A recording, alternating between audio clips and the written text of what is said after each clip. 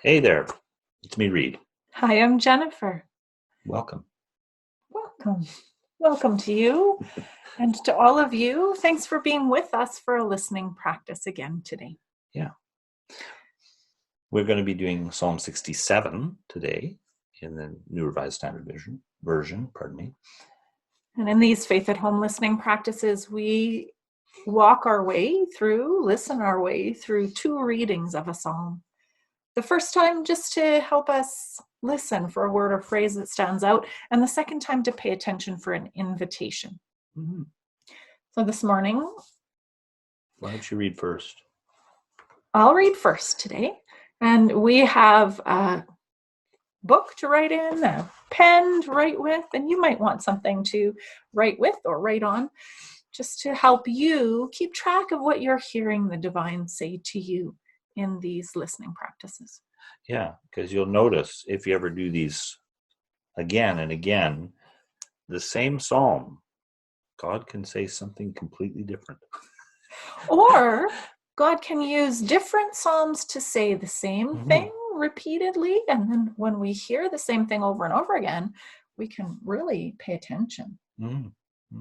So, Turns out it's a real conversation. God is actually talking. back and forth. Yeah. So listen along with me to Psalm 67. God, be gracious to us and bless us, and make your face to shine upon us, that your way may be known upon earth and your saving power among all nations. Let the peoples praise you, O God. Let all the peoples praise you. Let the nations be glad and sing for joy, for you judge the peoples with equity and guide the nations upon earth. Let the peoples praise you, O God. Let all the peoples praise you. The earth has yielded its increase. God, our God, has blessed us.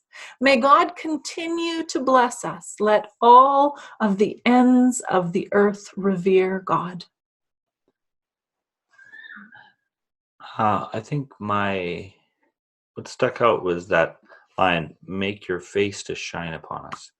Sort of an interesting, I don't know what it is. Like God is like the sun and shining and um, just that warmth and that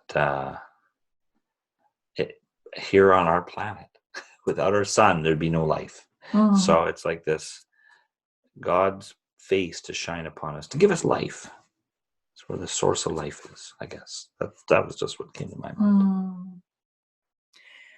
The piece that stands out to me is that God has blessed us. There's a call too for God to continue to bless us. But what really jumps out for me today is that God has blessed us.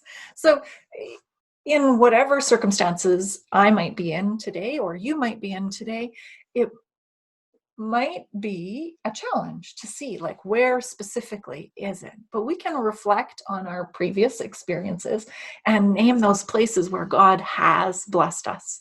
And for me, that's just a really powerful way to pay attention to where God has been and not to get stuck in the trap of regret. Because I can spend a lot of time looking at where I have screwed up, or I can pay attention to those spaces where God has blessed us. All right, good. I'm going to read it again because that's what we do. And the second reading, though, we're going to be listening for an invitation. It's furtherance of what you've heard. God is going to speak, continues to speak, and God is going to speak to you. And you can listen for God inviting you to go or do or something, just some new action, some kind of furtherance of what you're listening to. So, Psalm 67. God, be gracious to us and bless us, and make your face to shine upon us, that your way may be known upon earth, your saving power among all nations. Let the peoples praise you, O God. Let all the peoples praise you. Let the nations be glad and sing for joy, for you judge the people with equity and guide the nations upon earth. Let the peoples praise you, O God. Let all the peoples praise you. The earth has yielded its increase. God, our God, has blessed us. May God continue to bless us. Let all the ends of the earth revere God. So the invitation that jumps out to me, it might be surprise. It is to praise God. I don't know. Let the peoples praise you, oh God. So having been drawn to pay attention to, yes, God has blessed me in the past, the invitation is to take that noticing of where God was at work and turn it into thanksgiving. Turn it into praise. Praise is not a word we use very often, I think, in our culture. Not much. Not much. But to take that thankfulness and say to God, thank you so much.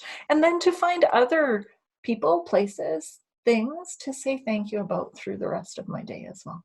That's my invitation today. Okay.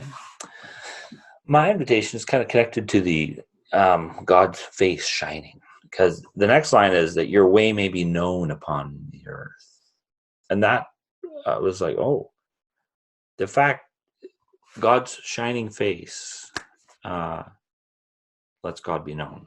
So that was sort of the invitation, was let God be known to you. Here I am. I'm shining on you. And I am real. I exist. I'm here. And that was like, oh, I need to acknowledge that, or recognize that the things I have, that God's shining face, my very existence, my very life, is due to God. And I should acknowledge that and be thankful, because God has made it known to me, and to be aware of that. That was the invitation. I am thankful that God allows for our existence to interact with one another and to interact with you as well. And I'd love to hear what you are noticing that the divine is speaking to you today. Thanks for being with us. We'll see you again. Bye-bye.